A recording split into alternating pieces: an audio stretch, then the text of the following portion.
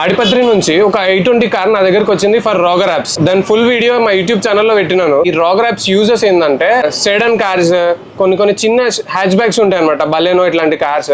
కొన్ని speed breakers ఎక్కేటప్పుడు కింద టచ్ అవుతుంది, అది కూడా ఫుల్ ప్యాక్ అయినప్పుడు 4-5 కూర్చున్నప్పుడు తగులుతుంటుంది అనమాట. అట్లాంటి టైంలలో ఈ రాగర్ యాప్స్ మనకి యూజ్ అవుతుంది.